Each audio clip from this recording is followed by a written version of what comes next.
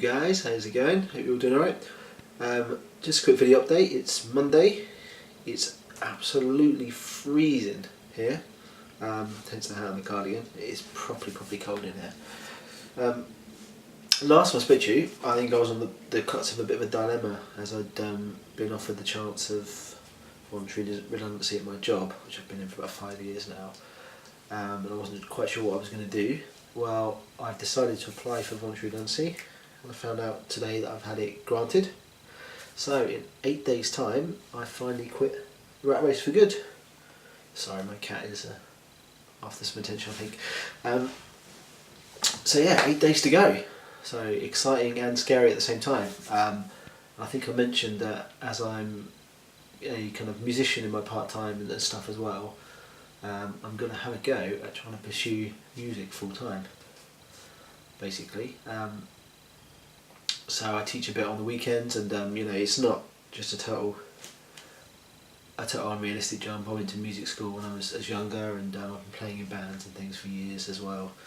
I teach a few students. I've just something I've never really tried to pursue full time. I've never really had the opportunity, I don't think, but now I do. So one thing I was going to say about this is I don't think I'd ever have got to this point without kind of my kind of minimalist and minimal attitude and things like that. I'd never have been able to afford myself the opportunity to try and pursue something I really love without that. And what I mean is kind of a financial thing. Unlike a lot of the guys at work who are being made redundant as well, I don't have a mortgage, I don't have big bank loans, I don't have an expensive clothes shopping habit or car payments or any of that kind of thing to keep up. It's just really just me and my wife and my cat, and that's about it at the moment. But it's a choice you make in life, you know. If you want to have the shiny stuff, if you want a car and you want 2 weeks holiday a year, you want a bigger house and all this kind of thing, and that's fine. If you want all that, cool, but you're going to have to pay for it. And the problem with that is that when you go into work one day and your boss says, sorry mate, work's dried up, orders are down, we've got to let 10 people go and you're one of the names on the spreadsheet. Well, all of a sudden all this shiny stuff you've got that you're paying for, if that's gone, what are you going to do? You've still got to feed this hand somehow. So personally for me, it's no trade-off. I choose not to have that. I choose not to take the risk. Maybe that means I'm missing out on holidays and mortgages and this and that. That's fine, I'll accept that, not a problem. And I got into a bit of a kind of argument with someone today at my job. And I'm a pretty passive guy, I don't tend to argue too much, but one of the guys at work said to me, we're chatting about what you're going to do after you're redundant, and one guy's going off around the world, and one of the guys said to me, well, it's alright for you because you're lucky, you don't have any of this type of stuff to pay for. And it kind of got me thinking, well, I'm not lucky, it's what I've chosen to do, it's the way I've chosen to kind of live my life really. So luck doesn't come into it. I don't have those type of things that he does. I don't have kind of the big house and the car and the mortgage and all that, all that sort of stuff, which is fine. If that's what you want, that's fine. But I choose not to have that.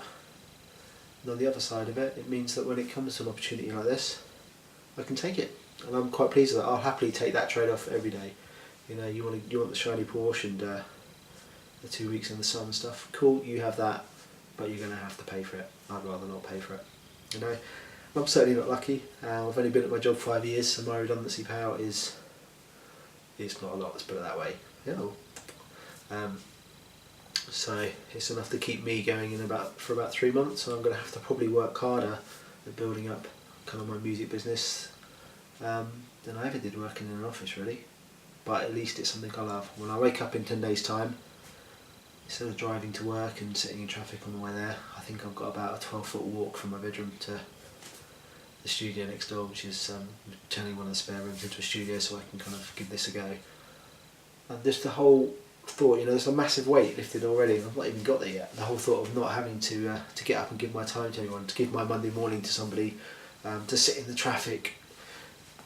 It's always fascinated me that, you get up and you're late for work and you rush to get somewhere that you don't even want to be.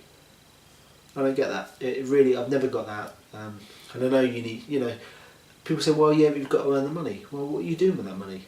Are you buying all this crap you don't need? well, you just go round and round. It's a vicious circle. You just go round and round and round, and that's the problem. I think I'm not anti kind of consumerist. You know, there are things that I like, and if I like, I buy them. But it's always a way up of, you know, if I buy this, does it mean I'm going to be paying for it every month for the next year or every month for the rest of my life? You know, and if all of a sudden I can't afford to pay for that, is that really worth it? For me, you know, most of the time it's not. You know, I don't have car payments. I bought a car a little while ago. I pay cash for it because it cost like 500 quid. It's a car that gets me from A to B or from here to work, and that's it. I don't have any payments for it. It's not shiny. People will probably point and laugh at it. I don't care. Okay, because when it comes to it, in 10 days' time, I'm not going to have to worry about making that car payment at the end of the month. It's done. It's all good.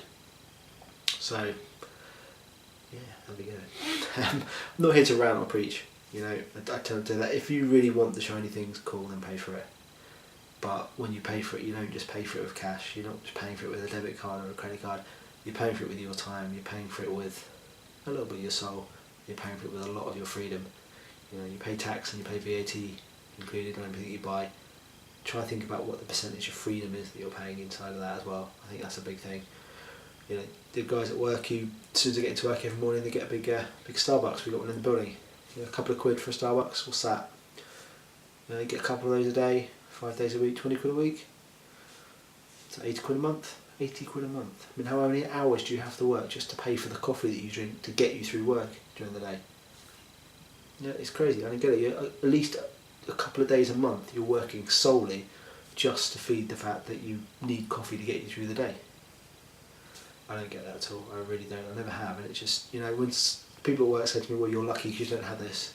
You don't have to pay for this and you can afford to go off and do something you enjoy doing. It's not lucky. I've chosen my life to be that way because I knew at some point something like this was going to come. Even if I didn't want redundancy, there's a chance I would have ended up being made redundant anyway. You know, two of the other guys in my team at work were. You know, so I've always tried to make sure that I'm in a decent position. And we're going to sit and moan and you know, and worry about things now? No. And why?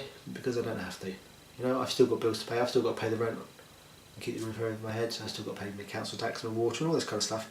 I've still got to pay that, but it's a lot more minimal. I've got a lot less to worry about than a lot of the other guys out there. Not because I'm rich, you know, my parents aren't rich. I was brought up in quite, well, I was brought up in a very poor family. Which my mum will hate saying, so sorry mum if you're watching, which you're probably not, but there we go. You know, I'm the rich. I haven't got, some of the guys who are going to leave work, I've got 10 years, 15 years redundancy money coming, I've got thousands of pounds coming, and they're still panicking because they know it's not going to be enough. For me, I've got enough to see me through about 3 months. That's it. If it doesn't work, it doesn't work, but at least I can say I gave things a go, and that's what I'm going to be doing. And at the end of the day, you know, I know there's people out there who are into their careers and this sort of stuff, which is cool. I'm not here to judge, just don't moan about it. If that's what you want, and you like all the shiny things it brings, that's cool. No problem at all. But pay the consequences for it. I pay the reverse of the consequences. You know, I keep things simple, that sort of stuff, but I don't maybe have all the shiny things and the nice things that other people do. For me, that's fine. I'm happy to take that. When it comes down to it, to use a cliche, at the end of the day, even if you do win the rat race, you're still a rat. Take it easy and speak to you soon.